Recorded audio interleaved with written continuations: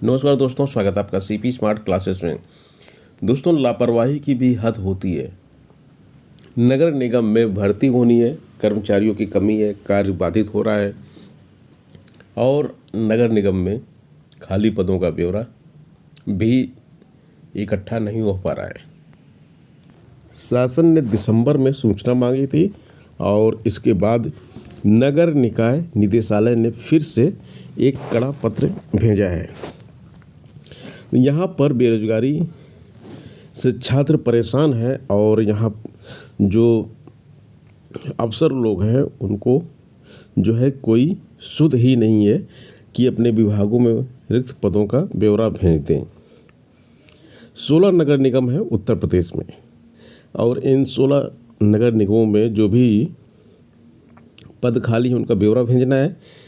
28 दिसंबर को जारी किया गया था। गोरखपुर नगर निगम को छोड़कर बाकी ने बीते दिसंबर में आए पत्र को गंभीरता से नहीं लिया, इसलिए गोरखपुर नगर निगम के अलावा किसी ने रिक्त पदों का ब्यौरा नहीं भेजा। निदेशालय ने 20 फरवरी को दोबारा पत्र भेजकर नगर निगम से रिक्त पदों का ब्यौरा देने का कड़ा निर्देश दिया है। उत्तर प्रदेश पुलिस भर्ती परीक्षा रद्द हो सकती है। पुलिस भर्ती बोर्ड ने पेपर लीक के प्रमाण मांगे हैं। 60,244 पदों पर भर्ती के लिए लिखित परीक्षा के प्रश्न पत्र लीक होने के संबंध में अभ्यर्थियों से प्रमाण मांगे हैं। भर्ती बोर्ड के अधिकारियों के अनुसार अभ्यर्थी इस संबंध में उनके पास मौजूद प्रमाणों व साक्ष्यों सहित अपना प्रत्यावेदन शुक्रवार शाम 6 बजे तक बोर्ड को ईमेल के माध्यम से भेज सकते हैं।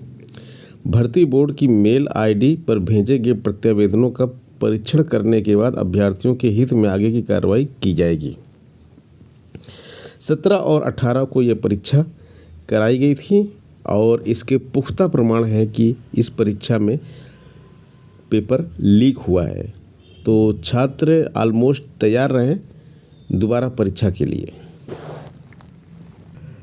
7,987 पदों पर चयन हुआ, लेकिन चयनितों में जो है मायूसी है।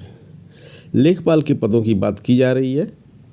चयनित अभ्यर्थियों में जो मायूसी है वो इसलिए है कि 2 माह से इन चयनितों को नियुक्ति पत्र नहीं मिल पा रहा है, क्योंकि ये नियुक्ति पत्र जो है छात्रों ने रिटर्न पास करके नहीं लिया है। ऐसा प्रतीत होता है कि सरकार खैरात में इनको नौकरी दे रही है, क्योंकि पब्लिसिटी करनी है। इसलिए इस नियुक्ति पत्र को बांटने के लिए या तो मुख्यमंत्री या तो प्रधानमंत्री अपने प्रोग्राम में ये देंगे।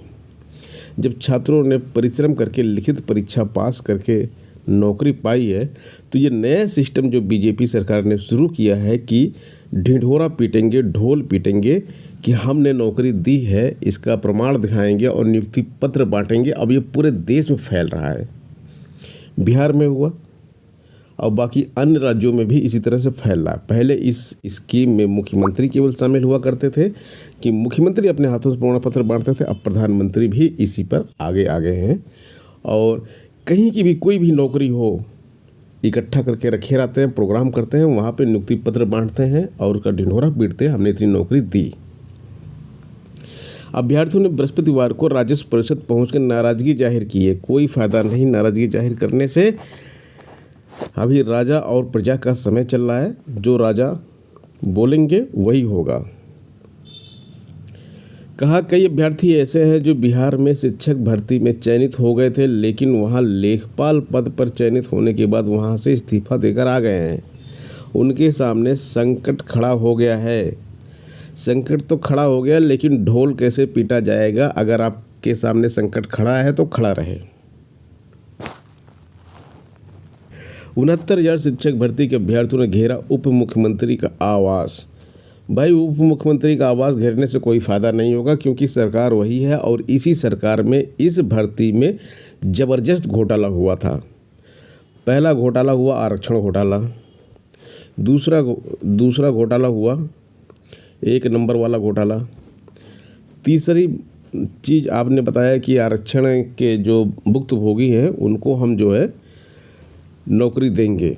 वो आपने पिछले इलेक्शन में उनका उनको आश्वासन दे के उनकी प्रक्रिया को आगे बढ़ा के आपने वोट बैंक अपना मजबूत कर लिया। लेकिन वो आज तक सड़कों पे घूम रहे हैं और जगह जगह धरना दे रहे हैं, घेराव कर रहे हैं मंत्रियों का और जो है सरकार के अधिकारियों का, लेकिन कोई फ़ायदा नहीं। तदर्स शिक्षकों ने सेवा बहाली के लिए निकाली पदयात्रा। तदर्स शिक्षक जो है वो अशासकीय सहायता प्राप्त माध्यमिक विद्यालयों में पढ़ाते थे और सेवा बहाली के लिए बृहस्पतिवार को रॉयल होटल से माध्यमिक शिक्षा निदेशालय तक पदयात्रा निकाली।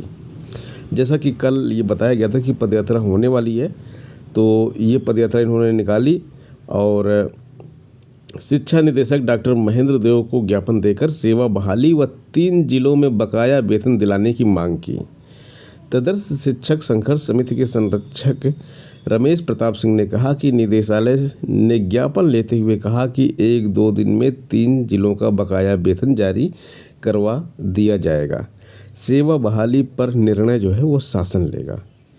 बात सही है, शासन के हाथ में ही है ये सेवा बहाली का निर्णय लेना।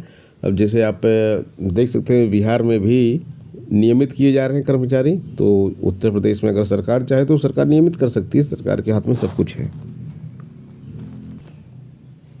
कनिष्ठ विश्लेषक औषधि के 361 पदों पर भर्ती होगी।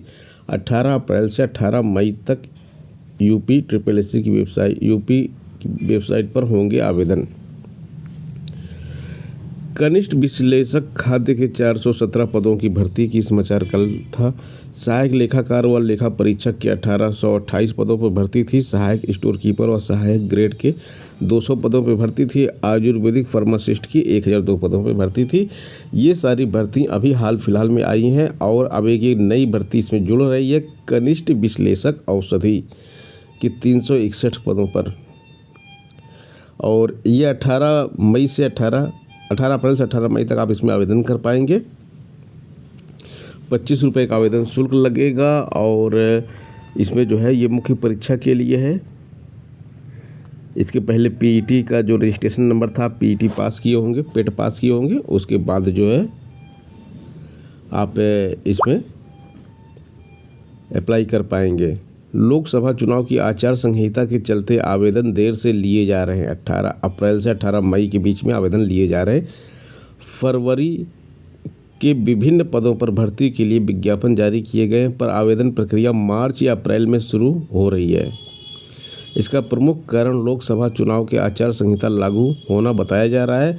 आयोग का यह भी कहना है कि आवेदन करने के लिए EWS के प्रमाण पत्र उसी वित्तीय वर्ष का मान्य होगा, इसलिए अभ्यर्थी को दिक्कत न हो, इसलिए अप्रैल के अंत में आवेदन प्रक्रिया शुरू हो रही है। तो दोस्तों ये हो गई आज की अपडेट और प्रमुख खबरें। मिलते हैं नेक्स्ट वीडियो में कुछ नई अपडेट, कुछ नई जानकारी के साथ। बने रहें CP स्मार्ट क्लासेस के साथ। धन्यवाद।